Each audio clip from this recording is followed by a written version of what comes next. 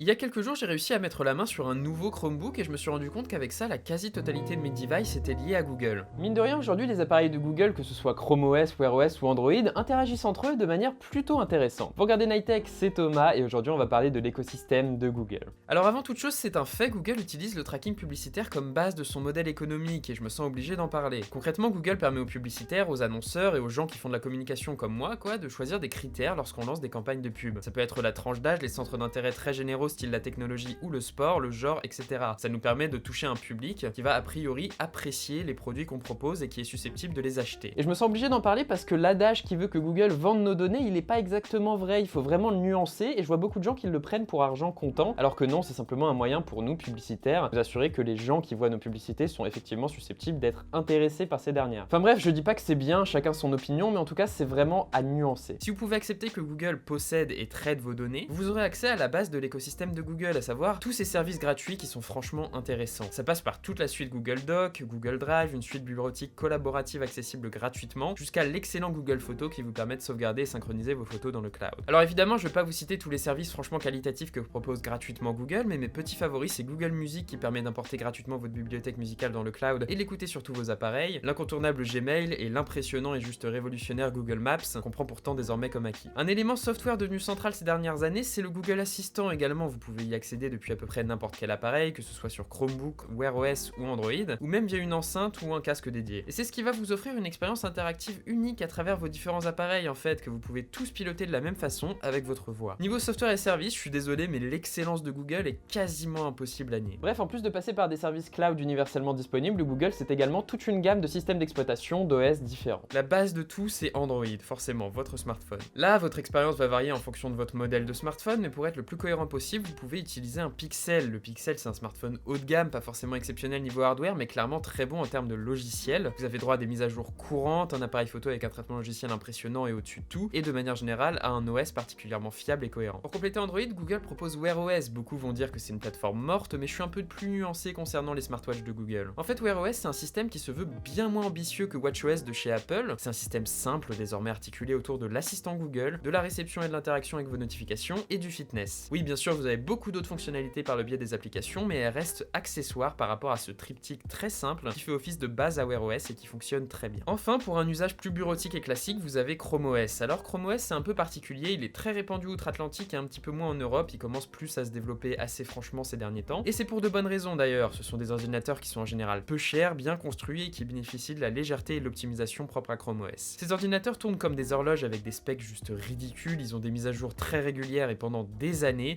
et ils restent fluides sans aucun entretien. En plus, Chrome OS est désormais compatible Linux et Android, ce qui est juste génial, et je vais y revenir dans une prochaine vidéo parce que la compatibilité Linux notamment est particulièrement bien réalisée et elle rend ce système très versatile. Alors parlons un peu des interactions entre les différents appareils, ce qui est quand même la base d'un écosystème. Alors déjà évidemment vos photos et vidéos sont toutes synchronisées et disponibles à tout moment sur tous vos appareils, surtout si vous avez un Pixel, et même chez Apple et consorts d'ailleurs vous pouvez consulter vos photos. C'est pareil pour vos SMS auxquels vous pouvez accéder via un navigateur, et plus poussé maintenant il y a les interactions entre un Chromebook et un Pixel qui sont assez travaillées et franchement intéressantes. Déjà il y a l'instant tethering, ou la connexion instantanée il me semble, qui vous permet en un clic d'utiliser la connexion 4G de votre Pixel sur votre Chromebook. Vos SMS sont constamment synchronisés entre Chromebook et téléphone, vous pouvez passer vos appels duo depuis votre Chromebook ou encore déverrouiller votre Chromebook avec votre téléphone. C'est assez cool en fait toutes ces petites interactions, toute cette complémentarité. C'est toujours trop limité vous me direz, bon vous pouvez toujours ajouter un Chromecast dans l'équation. Avec le Chromecast je peux envoyer à peu près n'importe quel contenu de mon téléphone ou de mon Chromebook vers ma télé. Vous pouvez même juste demander à l'assistant de lancer telle ou telle série Netflix pour vous si vous avez vraiment la flemme, puis piloter la lecture depuis votre montre Wear OS. Alors c'est juste un exemple, mais franchement tout ça en général ça marche très bien et c'est franchement agréable. Si vous ajoutez à tout ça des ampoules connectées pilotables depuis n'importe quel appareil, un peu de domotique ou même que vous utilisez le service Google Pay, vous arrivez à un écosystème qui est assez complet, intéressant et cohérent au final. Bref, au final je pense quand même qu'avec tout ça Google a bâti un écosystème particulièrement intéressant. C'est pas forcément le plus intuitif, ça c'est plutôt Apple, mais il reste particulièrement riche et diversifié. En fait Google aura su faire évoluer son écosystème et je pense notamment à Chrome OS en lui faisant gagner des possibilités sans trop le complexifier. Alors tout ça évidemment c'est juste pour vous donner une vague idée d'un début de ce qu'on peut faire au sein de l'écosystème de Google qui est quand même particulièrement riche et diversifié. Cette vidéo n'a pas du tout valeur à être exhaustive et elle est amenée à évoluer étant donné qu'avec l'arrivée de nouveaux services comme celui de Stadia, l'écosystème de Google est appelé à évoluer dans les prochaines années et je suis vraiment impatient de voir ça en tout cas. N'hésitez pas à me dire ce que vous en pensez dans les commentaires, en tout cas ça me ferait plaisir de vous lire. Et comme d'habitude, c'était Nightech, c'était Thomas, j'espère j'espère que cette vidéo vous a plu, qu'elle vous aura aidé, et vous savez quoi faire, hein, le j'aime, le commentaire, l'abonnement, le partage. Ça fait grandir notre toute petite chaîne et je suis super content d'où on en est déjà,